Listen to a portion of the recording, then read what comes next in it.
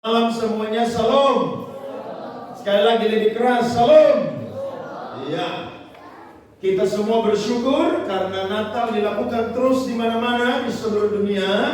Dan hari ini tanggal 19 Desember diadakan di salah satu tempat di gereja saudara-saudara semua, yakni GBI Nazaret OETT. Terima kasih untuk Tuhan Yesus yang sudah memberikan kepercayaan kepada saya untuk menyampaikan firman Tuhan di Natal GBI Nazaret pada sore malam hari ini. Dan terima kasih juga buat Ibu Gembala yang sudah menghubungi untuk bisa membagikan berkat firman Tuhan pada malam hari ini. Puji Tuhan, mari kita buka Alkitab kita di dalam Injil Lukas pasalnya yang kedua, ayatnya yang ke-15. Saudara yang sudah Natal ulang-ulang dari tanggal 1 pasti sudah hafal firman Tuhan ini. Betul? Dan saya yakin malam ini firman Tuhan akan memberkati kita semua yang hadir pada malam hari ini. Injil Lukas pasal 2 ayat yang ke-15. Sudah ketemu semua? Sudah? Betul, coba yang sudah ketemu angkat tangan. Angkat saudara punya handphone kudus dan Alkitab yang kudus. Haleluya. Atau ada yang belum ketemu? Sudah? Oke, kalau tidak keberatan, mari kita baca bersama-sama. 1, 2, 3. Setelah malaikat-malaikat itu meninggalkan mereka dan kembali ke surga, gembala-gembala itu berkata seorang kepada yang lain, marilah kita pergi ke Bethlehem untuk melihat apa yang terjadi di sana, seperti yang telah diberitahukan Tuhan kepada kita. Amin untuk pembacaan firman Tuhan. Kalau saya bertanya kepada saudara-saudara semua yang hadir di Natal malam hari ini, berapa kali saudara dan saya sudah merayakan Natal? Pasti jawabannya akan berbeda-beda.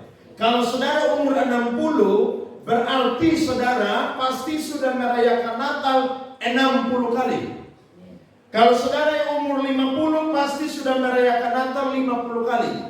Kalau saudara yang umur 40 pasti sudah merayakan Natal sebanyak 40 kali. Dan seterusnya. Kenapa? Karena saya yakin biar dia orang Kristen yang pemalas gereja atau malas gereja, minimal 1 tahun 1 kali dia akan ibadah. Betul atau tidak? Kapan dia beribadah? Natal. Makanya saudara lihat, ketika Natal, semua gereja itu akan penuh dengan jemaat. Sampai buka tenda di depan gereja, bikin repot polisi dan tentara. Kenapa?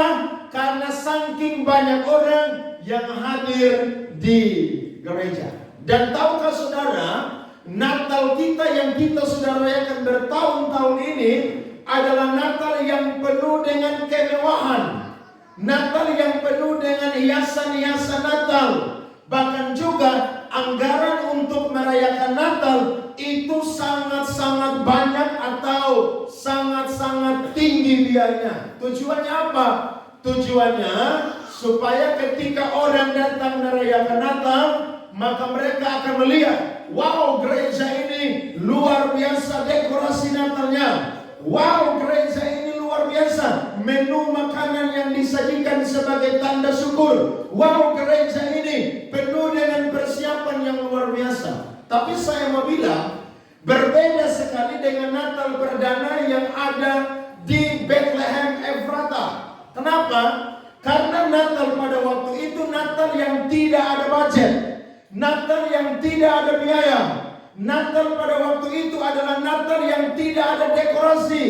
Natal yang ada pada waktu itu adalah Natal yang tanpa kemewahan. Tapi tahukah saudara, waktu Natal perdana yang terjadi di Bethlehem, itu Natal yang paling dahsyat dan luar biasa. Kenapa? Karena semua seisi sorga saudara keluar semua. Yang pertama keluar itu siapa? Malaikat. Kemudian yang keluar itu siapa? Bala tentara sorga. Bukan gembala, gembala ada di bumi. Yang di sorga itu malaikat dengan bala tentara sorga. Waktu mereka keluar, Alkitab Alkitab mencatat mereka menyanyikan puji-pujian bagi Allah. Jadi kalau Natal malam hari ini atau dimanapun juga di dunia hari ini, saya dan saudara menang dalam hal dekorasi. Tapi dalam hal puji-pujian, saya dan saudara kalah. Kenapa? Karena yang nyanyi itu malaikat dengan bala tentara surga. Jadi semua yang tadi nyanyi di sini, kawan yang main keyboard, itu kalah. Menangnya di dekorasi. Tapi kalau untuk menyanyikan pujian, wow, itu sangat luar biasa. Karena pujiannya berkata bahwa kemuliaan bagi Allah di tempat yang maha tinggi. Amin. Kemudian apa? Dan damai sejahtera di bumi di antara manusia yang berkenan kepadanya.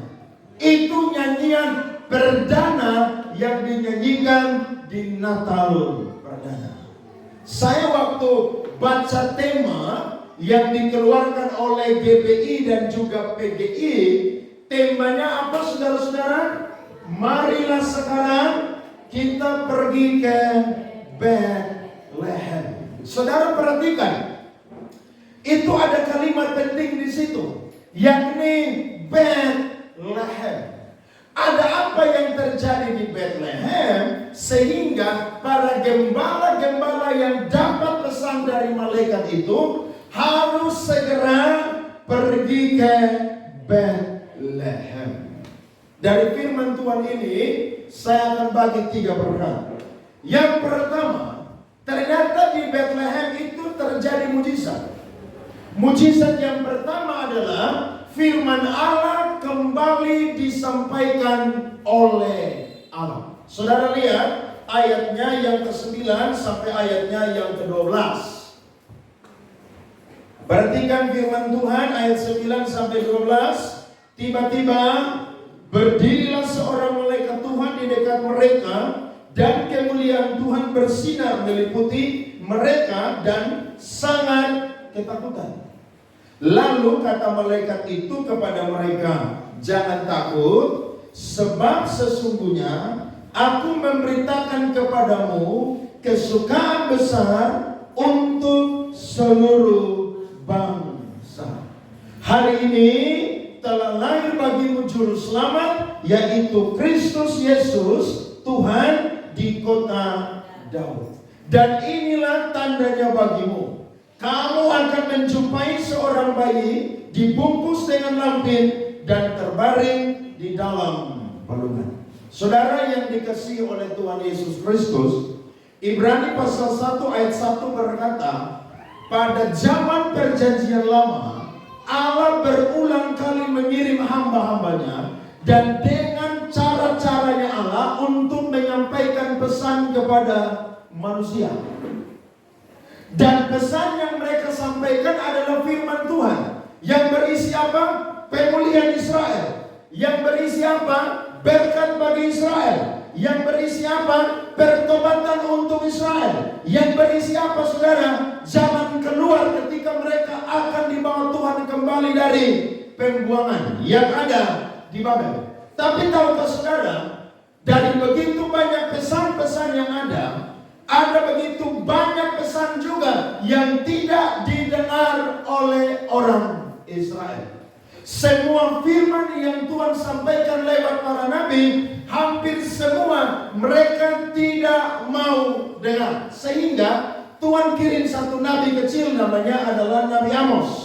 Nabi Amos ini Tuhan pakai dan menyampaikan pesan di dalam Amos pasal 8 ayat 11 sampai 12. Saudara perhatikan firman Tuhan ini, Amos 8 ayat 11 sampai 12. Sesungguhnya waktu akan datang, demikianlah firman Tuhan Allah, aku akan mengirimkan kelaparan ke negeri ini, bukan kelaparan akan makanan dan bukan akan kehausan air, melainkan apa saudara? Melainkan apa? Akan mendengarkan firman Tuhan. Mereka akan mengembara dari laut ke laut dan menjelajah dari utara ke timur untuk mencari firman Tuhan, tetapi tidak mendapatkannya. Saudara semua punya Alkitab? Punya. Sebelum masuk di perjanjian baru, ada satu kertas kosong di situ. Betul atau tidak? Betul kan? Nah, kalau orang tidak paham Alkitab, mereka anggap itu batasan antara perjanjian lama dengan perjanjian baru. Sebenarnya bukan sekedar batasan, tapi di situ saudara-saudara, setelah Nabi Maleakhi itu muncul dan mati, selama 400 tahun Allah tidak pernah mengutus Nabi satupun untuk menyampaikan firman Tuhan kepada umat Israel. Masa itu disebut sebagai masa intertestamental, atau para teolog berkata masa silent age. Kenapa? Karena selama 400 tahun itu disebut sebagai masa sunyi. Allah tidak pernah berfirman, bahkan Roh Allah sudah meninggalkan Israel. Makanya saudara-saudara, kalau Natal, saudara datang ikut Natal, yang paling penting itu saudara adalah apa? Firman Tuhan. Amin. Jangan saudara datang Natal, saudara cuma mau lihat dekorasi yang bagus, saudara yang tukang foto-foto, saudara cari sport. Sebentar habis Natal saya mau foto di mana yang gagal kira-kira. Saudara jangan datang Natal, saudara hanya mau pamer saudara punya penampilan yang baru, dari rambut yang baru, ya, bedak yang baru, lipstik yang baru, apalagi baju yang baru, pakaian yang baru, sepatu yang baru, semua yang baru. Itu tidak utama saudara-saudara. Yang paling utama adalah apa? Pesan firman Tuhan. Sebab mujizat yang pertama terjadi di Bethlehem adalah firman Tuhan. Selama 400 tahun Allah tidak berfirman, tapi Allah berfirman kembali kepada manusia. Amin. Jadi kalau saudara dengar firman, itu berkat yang luar biasa. Jangan ikut Natal hanya saudara punya pikiran, sebentar habis Natal makan apa ya di gereja ini. Jangan. Saudara tidak makan di sini juga, di rumah saudara ada berkat makanan yang Tuhan sediakan. Yang paling utama ikut Natal apa saudara? Dengar firman Tuhan. Tuhan bilang apa? Kalian akan lapar dan haus akan firman, dan itu tergenapi. Selama 400 tahun orang Israel tunggu nabi-nabi untuk Tuhan utus, tunggu firman Tuhan, tapi tidak ada satu nabi pun yang Tuhan utus. Saudara lihat, apa yang Tuhan janjikan pasti Tuhan genapi. Tapi tahukah saudara juga bahwa masa 400 tahun juga bukan sekedar masa sunyi, tapi masa 400 tahun juga adalah masa persiapan bagi Allah untuk mengutus Sang Juru Selamat. Amin.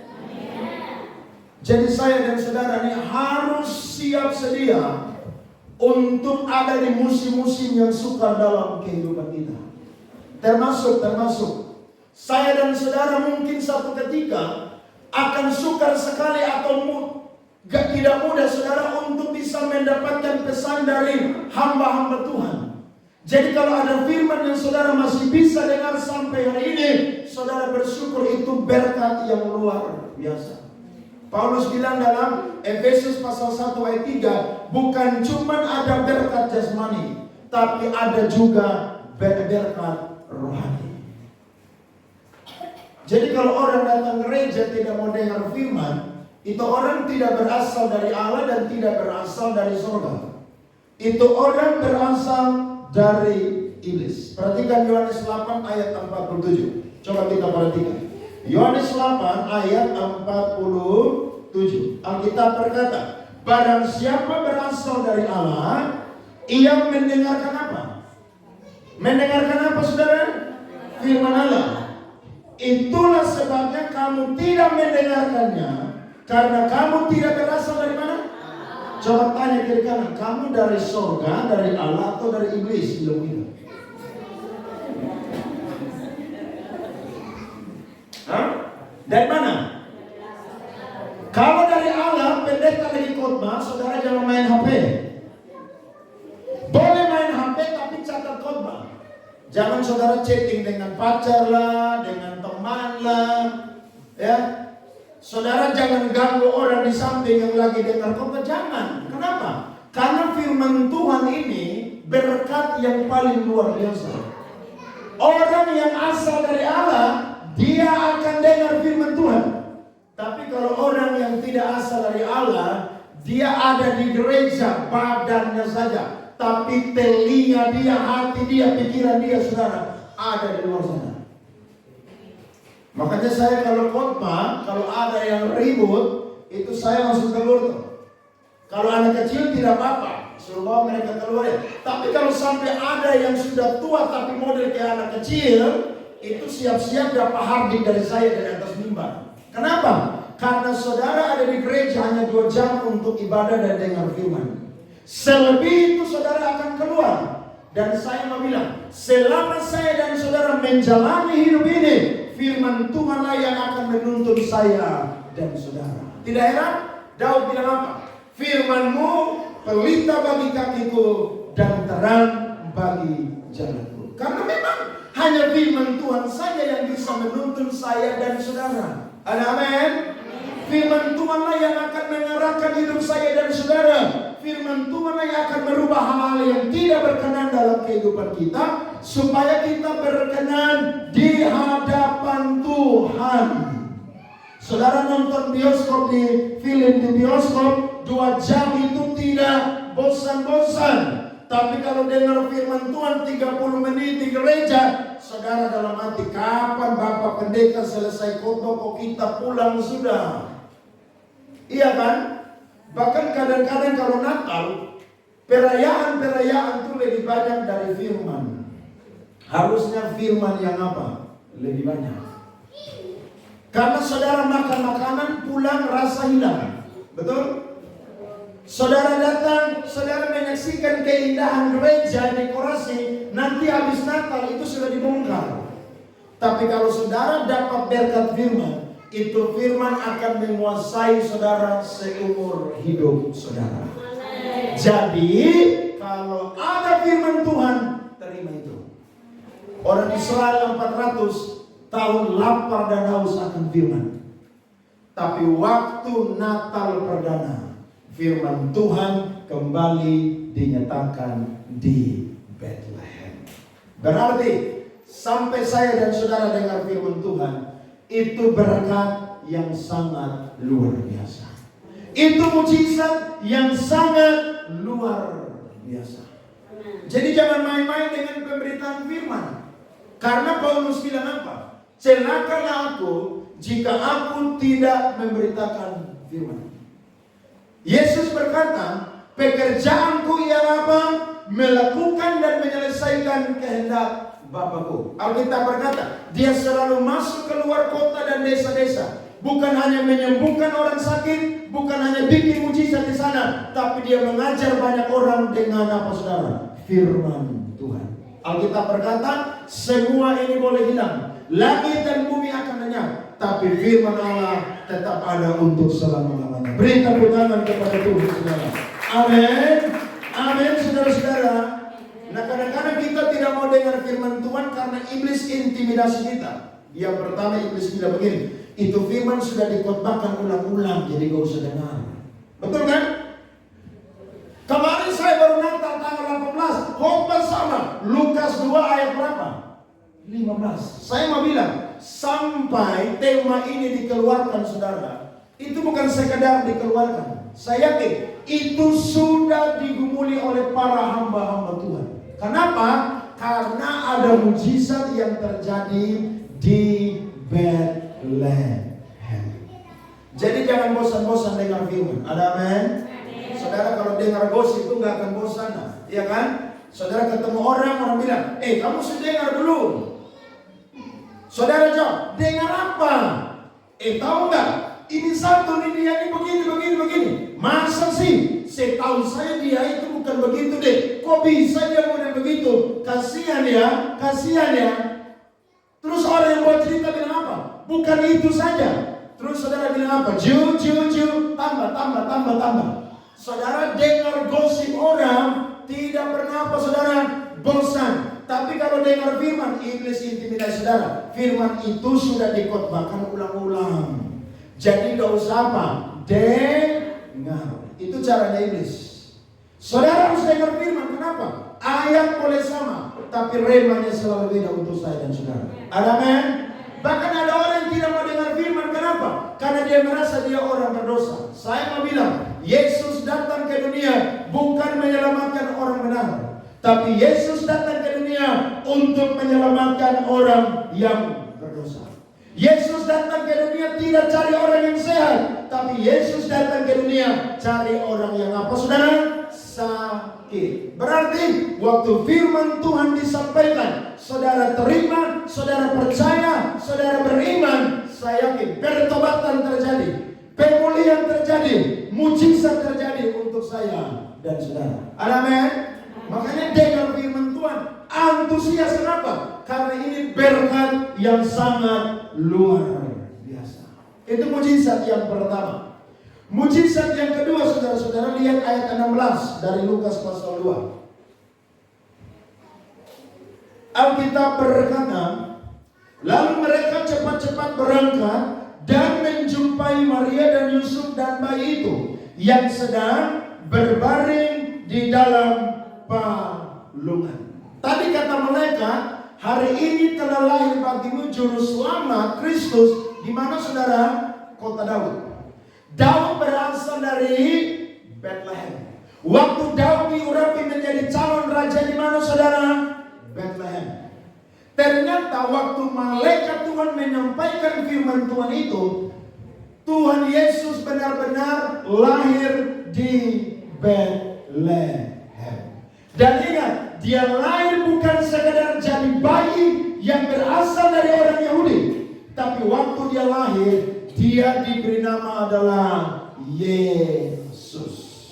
Tahukah saudara arti nama Yesus? Nama Yesus artinya adalah Allah adalah juru selamat. Dan Yesus sendiri bukan sekedar manusia biasa, tapi dia pun juga adalah juru selamat. Ada amin, saudara-saudara? Dia bukan sekedar bayi yang lahir di Natal perdana, tapi dia pun juga adalah juru selamat. Sehingga kalau kita baca firman Tuhan, saudara, Yohanes pasal 8 ayat 42, Alkitab berkata, kata Yesus kepada mereka, jikalau Allah adalah Bapamu, kamu akan mengasihi aku, sebab aku keluar dan datang dari Allah. Dan aku datang bukan atas kehendakku sendiri, melainkan dialah yang apa, saudara? Mengutus aku. Saudara bisa bayangkan, Allah yang tinggal di surga, tapi hanya untuk menyelamatkan saya dan saudara, dia rela tinggalkan surga yang begitu mulia, rendahkan dirinya menjadi manusia, hanya untuk mau mati bagi saya dan saudara. Amin. Banyak orang berkata, dia bukan Tuhan, dia anaknya Tuhan. Saya mau tanya kepada saudara, monyet itu monyet atau tidak, sekalipun dia anak monyet? Dia anak monyet, tetapi dia tetap apa? Monyet. Babi itu anak babi, tapi dia tetap babi atau tidak, saudara? Tetap. Nah, konsep tentang Yesus berinkarnasi, saudara, itu tidak bisa diselami oleh otak manusia yang begitu kecil. Tidak bisa. Makanya ada orang yang serang-serang kekristenan, ya, di media sosial, di YouTube, di TikTok, saudara. Mereka bilang yang menjadikan Yesus itu Tuhan Rasul Paulus. Mereka salah. Yang buat Paulus jadi rasul itu siapa? Yesus Kristus. Waktu dia pergi untuk cari orang-orang percaya yang ada di Danzig, waktu dia sudah dekat kota itu, saudara, Alkitab berkata ada satu cahaya yang lebih terang daripada matahari menyinari Rasul Paulus, dan Rasul Paulus langsung rebel, saudara, dan dia berkata, aku adalah orang yang berdosa.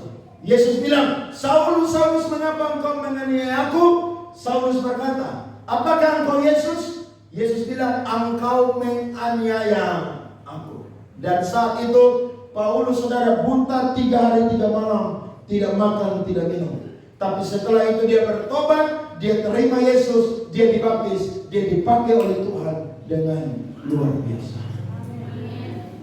Petrus bilang apa? Di bawah kolong langit ini tidak ada nama lain yang menyelamatkan. Yang menyelamatkan hanya satu nama, Tuhan Yesus Kristus.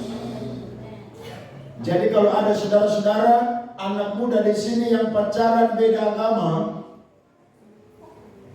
walaupun pacar saudara itu ganteng, kaya raya, sehat, badan bagus, dia tidak lebih dari Tuhan Yesus Kristus. Kenapa? Nahum pasal 1 ayat 3b berkata, awan adalah debu kakinya Tuhan. Semua pernah lihat awan? Pernah kan? Awan indah atau tidak?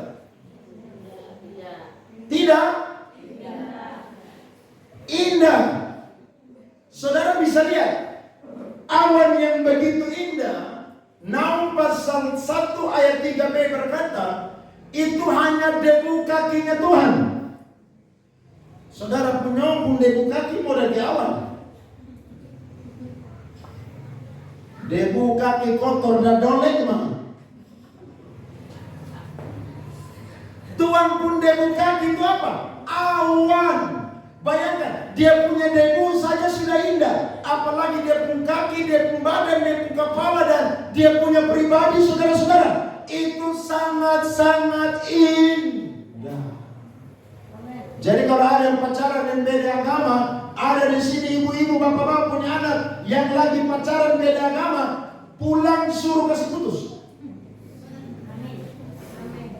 Orang yang lepaskan Tuhan Yesus demi laki-laki perempuan yang bukan Kristen, itu orang yang paling sial, orang yang paling bodoh di dunia. Kenapa? Yesus yang begitu mulia, begitu indah, kamu lepaskan dia, kamu pilih bayi ngau satu situ, saudara, untuk apa? Kawin dengan dia, nikah dengan dia, terakhir nanti nikah baru Tuhan ambil baru apa? Menyesal. Saya belum pernah cerita di sini ya. Saya baru pertama kali khotbah. Ada satu cewek, saudara, dia umur sudah 30-an. Cewek itu kalau umur sudah masuk 28, 29 tuh itu usia panik, saudara-saudara. Iya kan? Kenapa? Karena kalau belum ketemu jodoh di usia begitu, itu stres. Itu dandan boleh cantik, penampilan gagah, tapi hati merana, saudara. Iya kan? Kalau laki-laki mau 30, 35 masih muda. Tapi kalau perempuan tidak, saudara. Nah, ada satu perempuan di Bandung, dia ini guru sekolah minggu yang setia di gereja. Tapi karena umur 30-an, tidak ada satu cowok pun di gereja yang lirik dia. Saya nggak tahu dia itu cantik atau jelek, tapi saya yakin semua orang ini kan punya selera masing-masing. Betul kan? Saudara hidung pesek ketemu laki-laki yang pesek, dia bilang saudara cantik hidung mancung. Kalau dia hidung pesek, nah betul kan? Lo iya dong. Gak mungkin ada dasar pesek lo, saudara. Lucu pesek, mama. Iya kan? Saudara ketemu laki-laki yang pendek, saudara juga pendek, pasti dia suka saudara. Kenapa? Dia tidak bilang dasar pendek lo. Kan gak mungkin dia bilang kok dia pendek 1 meter kotor. Nah ini perempuan, saudara, akhirnya bertemu berkenalan dengan seorang laki-laki ganteng, dan laki-laki ini orang kaya, tapi sayangnya beda agama. Jadi itu lagu cinta beda agama, jangan coba-coba nyanyi, jangan coba-coba. Itu lagu itu tidak membangun iman. Jangan. Akhirnya dia berkenalan, cowok ini suka dengan dia, dia juga suka. Tahukah saudara, dia tinggalkan gereja, tidak gereja lagi, tidak melayani lagi, dan menikah pindah agama. Apa pekerjaan dari pria ini? Pekerjaannya adalah seorang pilot. Wih, pilot kan uang banyak kan? Satu kali terbang itu puluhan juta. Siapa sih yang gak mau uang, betul gak? Ibu-ibu sih mau anak mantu kaya atau miskin? Hah? Bapak-bapak, mau anak mantu kaya atau miskin? Kaya. tambah takut Tuhan. Itu baru betul. Tapi kalau kaya, gila, jangan coba-coba. Lo lihat, nanti saudara tuh stres. Oh, saudara tahu, dia menikah bahagia. Tapi lewat tahun-tahun saudara, tiba-tiba suaminya dia ini saudara mengalami kecelakaan pesawat. Suaminya mati. Waktu mati saudara, dia kan tidak punya pekerjaan. Cuman ibu rumah tangga. Suaminya seorang apa? Dapat apa? Insentif orang meninggal. Tapi tahukah saudara, waktu suaminya meninggal, justru itu adalah titik di mana dia sadar dan dia berkata, Tuhan, saya sudah meninggalkan Engkau. Tuhan bilang begini, masih ada kesempatan buat kamu untuk kembali kepada saya. Tahukah saudara, dia tidak tunggu lama. Mertuanya berkata, kalau kamu kembali ke agamamu yang semula, semua harta kamu harus kembalikan. Dia berkata, aku rela kembalikan semuanya, asal aku kembali dipeluk oleh Kristus, bahkan aku kembali menjadi anak Tuhan Yesus Kristus. Amin saudara. Dan akhirnya saudara, dia balik kembali menjadi orang Kristen. Dari kisah ini jadi pengalaman buat saya dan saudara. Jangan pernah melepaskan Tuhan Yesus Kristus. Waktu manusia jatuh dalam dosa, Allah berfirman dalam Kejadian 3 ayat 15, keturunan dari perempuan ini akan meremukkan kepala daripada apa saudara? Ular ini. Artinya, akan ada seorang juru selamat yang diutus melalui seorang perempuan. Sehingga Yesaya pasal 9 ayat yang kelima berkata, hari ini telah lahir bagimu apa? Juru selamat. Yang berasal dari mana saudara? Dari seorang perempuan. Bahkan Mika pasal 5 saudara, ayat yang kedua berkata bahwa akan tunggu waktunya, perempuan itu akan melahirkan seorang raja yang akan membawa damai bagi dunia. Saudara kalau baca firman Tuhan Kejadian 3 ayat 21, gak usah buka. Waktu manusia jatuh dalam dosa, Alkitab berkata, Tuhan mencari manusia. Kemudian Tuhan menyembelih binatang dan Tuhan membuat pakaian untuk Adam dan istrinya.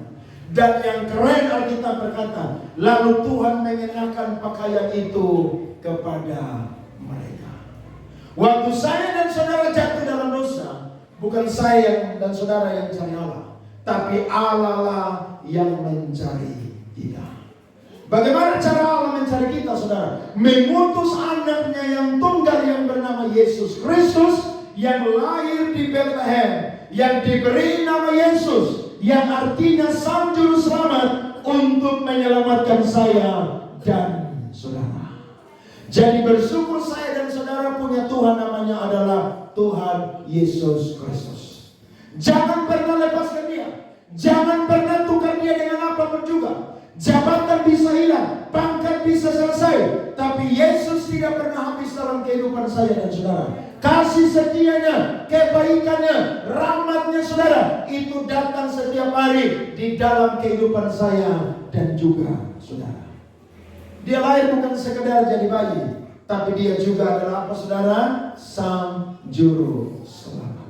Saya percaya kalau kita semua datang Natal dan kita rindu untuk komit lagi kepada Tuhan. Tuhan, mungkin di sepanjang tahun ini saya ini tidak terlalu serius dengan Tuhan, tapi lewat Natal malam hari ini saya mau kembali serius dengan Tuhan. Kalau saya melupakan Tuhan karena pekerjaan, karir, hobi dan lain sebagainya, tapi Natal malam hari ini saya komit untuk kembali kepada Tuhan. Tuhan adalah satu-satunya pribadi yang berdaulat atas kehidupan saya. Tidak ada yang lain, hanya Tuhan Yesus saja yang menjadi Allah yang berdaulat atas kehidupan saya. Saudara-saudara, Tuhan Yesus itu, dia hadir ke dunia, dia mau supaya semua orang itu bertobat. Makanya dia mati di Kalvari, di Golgota untuk siapa? Untuk semua orang yang mau percaya kepada dia. Kebanyakan orang Kristen ini bukan tidak tahu firman, tapi sengaja tidak mau tahu firman. Saya dengar lagu-lagu Natal, saudara, itu bagus sekali. Tapi saudara tahu, orang Kristen jadikan lagu Natal itu untuk lagu menemani mereka minum mabuk. Jadi Natal, saudara, bukan perenungan supaya kembali kepada Kristus, tapi orang pakai untuk apa? Menemani mereka minum-minum mabuk. Natal, saudara, orang bukan merenung dan bertobat, tapi orang pakai untuk apa? Pesta di jalan-jalan. Padahal mereka lupa bahwa yang turun ke dunia pada waktu Natal di perdana bukan sekedar bayi dari orang Yahudi, tapi dia adalah Sang Juru Selamat. Saudara tahu Sang Juru Selamat? Juru Selamat artinya apa? Juru Selamat artinya orang yang membawa kita kepada keselamatan. Gampang kan? Nah, kita sudah punya Juru Selamat, tapi banyak orang Kristen lepaskan Juru Selamat. Bahkan ada yang bilang begini, semua agama itu sama. Agama tidak menyelamatkan. Tapi ingat, satu-satunya jalan keselamatan hanya siapa? Yesus Kristus. Bahkan ada yang bilang begini, saya nggak usah ke gereja, saya buat baik saja, nanti saya selamat. Saya mau bilang, kalau hanya untuk berbuat baik dan selamat, Yesus tidak perlu turun ke dunia. Amin. Karena ada banyak orang di luar sana yang tidak beragama Kristen. Mereka lebih berbuat baik kepada saya dan saudara. Mereka lebih banyak beramal, saudara-saudara. Sedangkan kita sangat kurang sekali. Tapi itulah yang menjadi rahasia Kristen, saudara-saudara. Kita diselamatkan bukan karena perbuatan baik, tapi karena apa, saudara? Kasih karunia. Kasih karunia itu dinyatakan lewat siapa?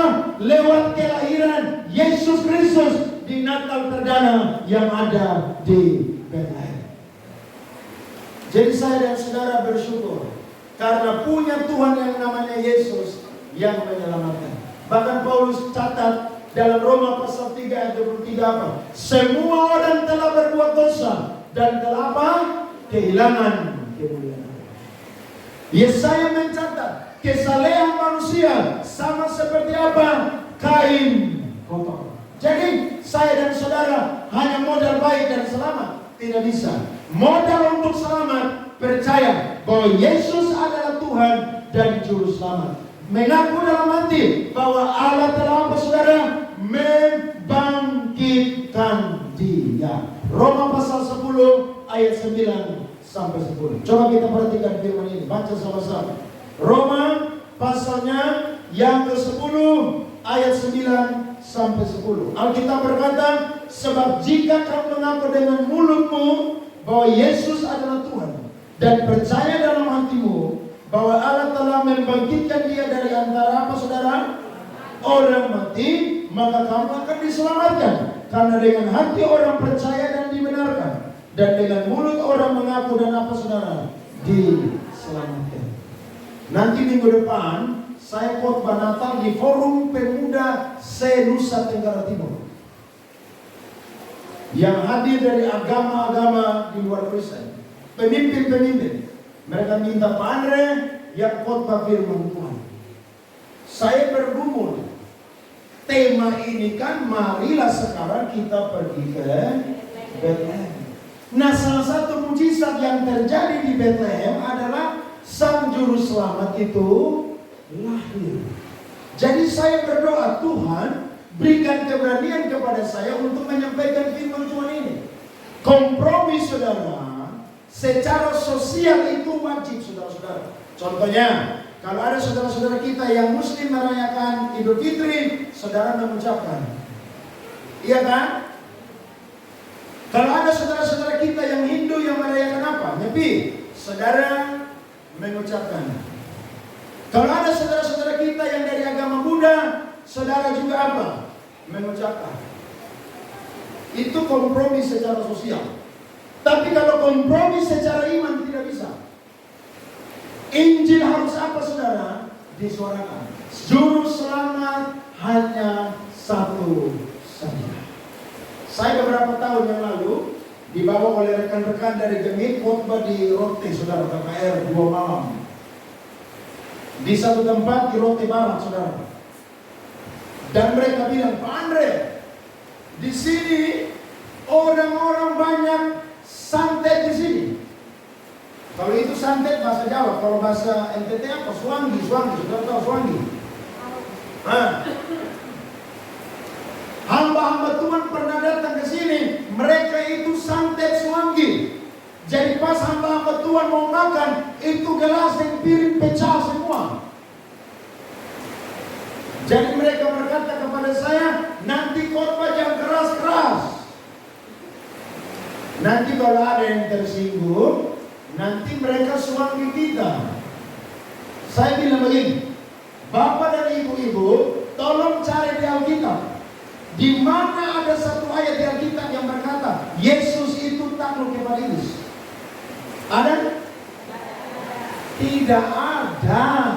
Yang ada iblis baru lihat Yesus saja. Iblis langsung apa? Sujud, menyembah ketakutan. Lihat itu Yesus sampai di daerah Gadara tuh, 2 orang kerasukan setan. Yesus baru turun dari murid-murid dari perahu. Iblis langsung apa? Sujud menyembah ketakutan. Dia berkata, mau apakah engkau hai anak Daud, Yesus Tuhan dengan kami? Iblis aja kenal Yesus itu Tuhan. Masa ada orang yang berkata Yesus itu bukan Tuhan? Kamu tidak belajar Alkitab. Iblis itu kan mantan malaikat yang pernah ada di surga. Jadi mereka bilang, Pak Andre, jangan khotbah keras-keras. Saya bilang kalian undang saya di sini untuk sampaikan firman Tuhan. Jadi kalau Tuhan tahu apa, nah omong itu sudah. Lo paling mati toh. Kalau lagi khotbah mati di mana? Surga toh. Kalau lagi minum mabuk mati di mana? Kalau kocok kartu gantung telinga mati di mana? Kalau lagi main judi mati di mana? Lagi selingkuh mati di mana? Berarti kalau lagi khotbah dan mati berarti di mana? Iya toh, gampang sekali. Ngapain takut-takut? Jangan yang bilang Tuhan kita belum nikah ke. Tak usah pikir itu. Kalau Tuhan mau panggil ya datang aja, selamat, tinggal dia pergi ke surga. Sudah tahu, saya khotbah dan pelayanan pastoral. Dan setiap singgah ke rumah-rumah, mereka selalu kasih apa? Makan. Saya bilang, ayo kita doa, mau makan sudah. Dalam hati saya, pasti mereka ini takutnya. Ya sudah, saya makan duluan, sudahlah. Saya doa, saudara, saya yang sendok duluan, makan duluan. Saya pulang dari Rote tidak mati sampai ini hari, saudara. Melihat. Bahkan mereka mau undang saya pergi KKR di satu tempat di Rotterdam. Namanya Pulau Luce. Saudara tahu Pulau Luce? Kalau Rote paling tahu. Itu pulau, itu banyak setan paling banyak di sana. Mereka undang saya, tapi saudara, karena beda denominasi, batal saudara-saudara. Saya bilang, kalau suruh saya KKR di sana, itu setan semua lari ke tempatnya. Oh, saya belum pergi, saya sudah puasa berkuatnya. Saya yakin, yang menyertai saya itu siapa? Yesus. Siapa dia saudara? Juru selamat. Kalau dia juru selamat, berarti dialah yang memimpin kita kepada mana? Keselamatan. Dia berasal dari surga. Dia pun juga sudah kembali ke mana? Surga. Dan dia berjanji, kalau dia sudah selesai menyediakan tempat bagi saya dan saudara, maka dia akan kembali datang untuk apa? Menjemput saya dan saudara. Supaya apa? Di mana dia berada, saya dan saudara pun juga itu berada. Beri tepuk tangan kepada Tuhan. Ada amin? Itu mujizat yang kedua. Mujizat yang ketiga, yang terakhir adalah di Bethlehem. Allah menunjukkan bahwa Allah sanggup memakai orang yang biasa untuk menjadi saksi Kristus. Siapakah orang itu, saudara, atau kaum itu? Para gembala-gembala. Kalau saya dan saudara baca tentang berita Natal, ada 2 kelompok yang Allah nyatakan. Yang pertama orang Majus dari timur. Tetapi kelompok yang kedua adalah para gembala. Saudara tahu gembala? Mereka adalah orang yang punya status sosial sangat rendah. Mereka adalah orang-orang yang masuk dalam kategori miskin. Mereka adalah orang-orang yang tidak berpendidikan tinggi, sehingga orang-orang kaya memakai jasa mereka untuk menjaga kawanan domba mereka. Tapi saudara lihat, waktu Yesus lahir, yang dapat kriteria orang atau kelompok pertama yang menyaksikan tentang kelahiran Yesus adalah siapa, saudara? Para gembala. Mereka yang dapat kriteria. Kenapa? Karena memang mereka adalah orang-orang yang sederhana.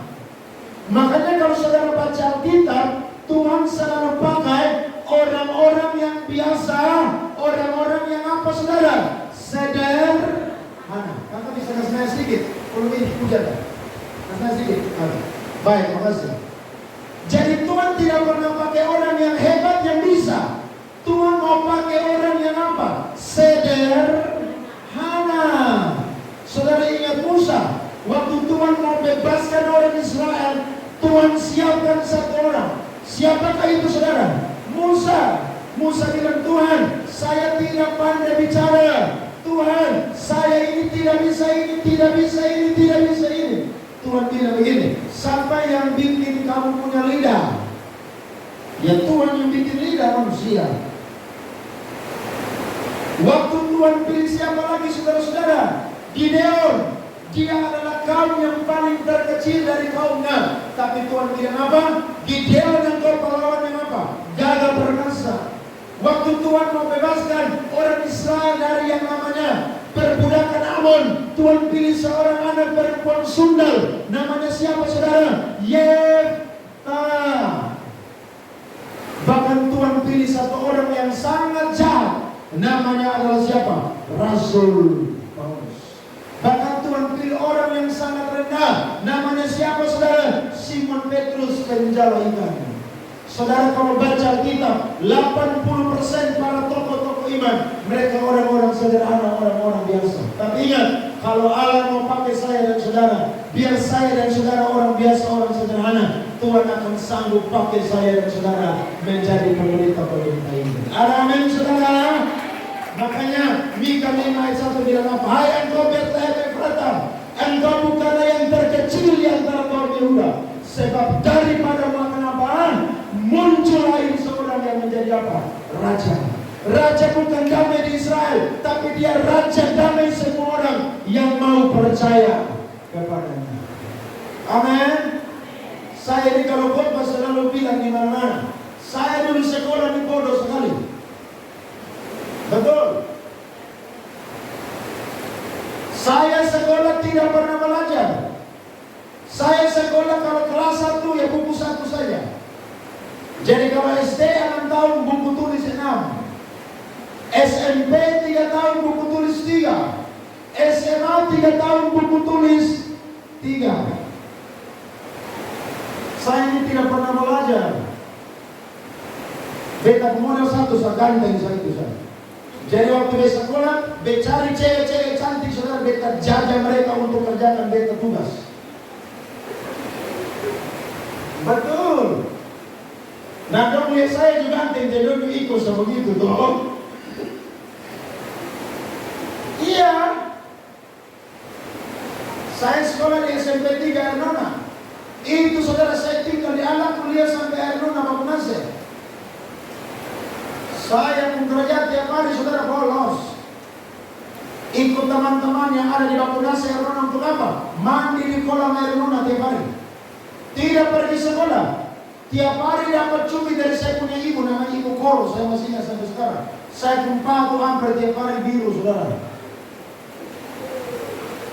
Akhirnya terima rapot, saudara. Semua saya pun teman-temannya ajak bolos, saudara, naik kelas. Saya sendiri yang tidak naik kelas. Akhirnya orang tua pindah SMP 2. SMP 2 waktu itu sekolah favorit. Kelas sampai Q. Beta pindah, saudara, kelas P. Saudara tahu P. Nah sekolah dulu tuh pakai ranking, jadi saudara pembodoh tuh ketahuan. Anak sekarang bodoh tidak ketahuan. Anak dulu kalau bodoh tuh ketahuan. Jadi kalau nilai cuma 2, merah dan hitam. Dan ranking ditulis saudara. Nah saya ini selalu ranking 3 besar, tapi dari belakang saudara. Bodoh minta ampun, bodoh. Orang pun bilang kea, saudara kok kea, anak kea itu begitu tuh. Saya lulus saudara, masuk SMA 3.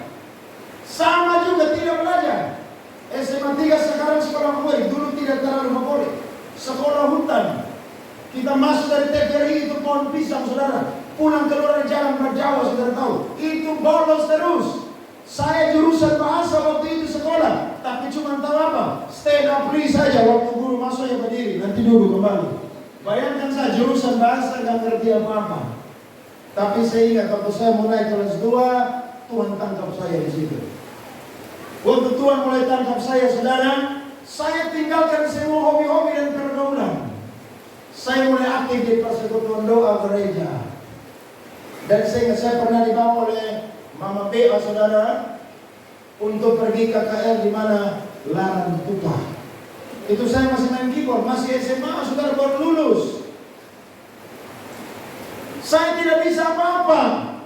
Tapi saya ingat sekali, waktu saya mau jadi polisi gagal, mau kuliah di Undana gagal, di Unkis gagal, di Unika gagal, mau kuliah musik di Jogja gagal. Terakhir Tuhan panggil saya apa? Sekolah pendeta di Bandung. Saya bilang Tuhan saya mau pendeta paling musuh. Beta paling biasa di pendeta. Karena kalau sehopar dan cuci motor untuk menggila. Doakan motor orang yang paling berdosa, doa yang suci sudah. Betul saudara.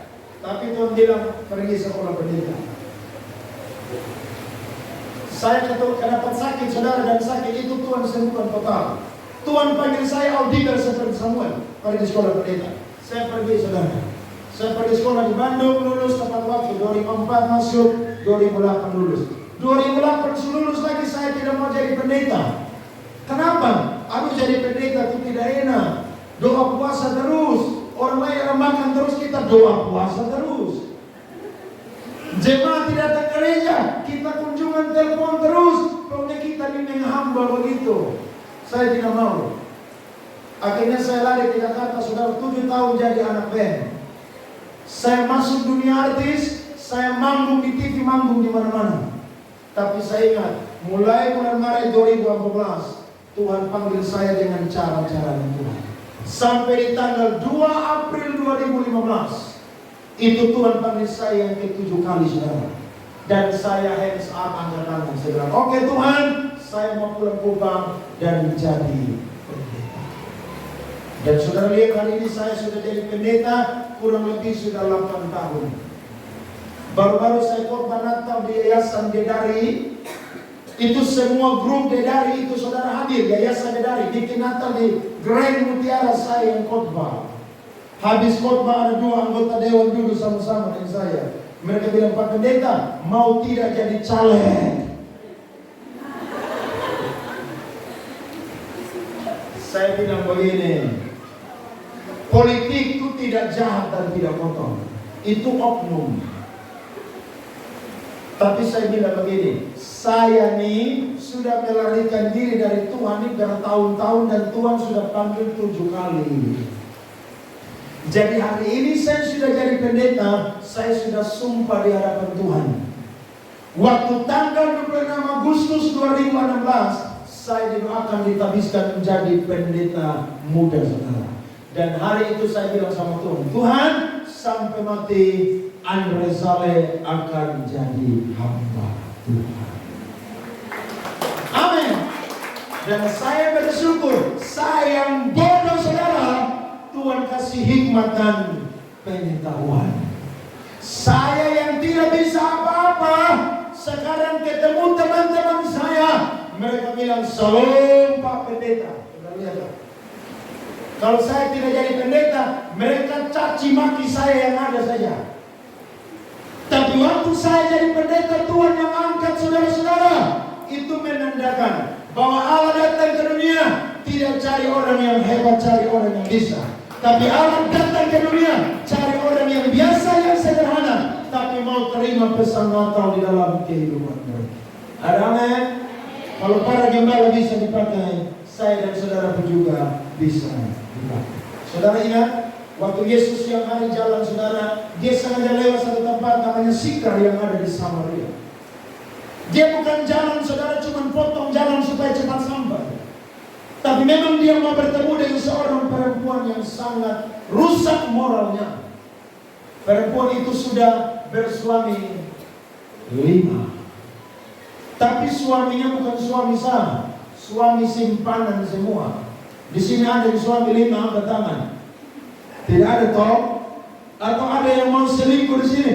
Jangan, bertobat, bertobat. Bapak-bapak ibu-ibu bertobat, jangan. Bahkan yang bersama dengan dia saat itu laki-laki yang keberapa? Yang ke-6. Tapi Yesus bilang begini, kasih saya air. Yesus masuk dengan enak saudara. Terakhir Yesus bilang begini, kalau kamu minum air ini, kamu akan haus lagi. Tapi kalau kamu minum air yang akan kuberikan kepadamu, engkau tidak akan haus sampai selama-lamanya. Sebab apa? Yesus adalah sumber air kehidupan. Amin saudara. Waktu Yesus injili dia saudara, dia kaget. Kenapa? Karena semua pribadinya, semua yang dia perbuat itu diketahui oleh pribadi ini. Maka kita berkata, dia pergi meninggalkan timba dan airnya. Dia ceritakan kepada orang-orang di kampungnya. Dan dia berkata, mungkinkah dia itu Mesias? Karena dia tahu apa yang aku perbuat. Dan Alkitab berkata, lewat kesaksian dia, satu kota Samaria dimenangkan untuk kemuliaan. Amin saudara. Siapa perempuan ini saudara yang Tuhan pakai? Mantan perempuan saudara. Berarti Allah bisa pakai siapapun juga. Amin. Saudara yang mungkin dihinakan manusia, saudara yang orang bilang sampah masyarakat, saudara orang bilang bodoh. Saya mau bilang, kalau saudara terima Yesus dalam kehidupanmu, Tuhan akan ubah masa depan saudara. Masa depan saya dan saudara indah, penuh dengan harapan. Ada amin saudara?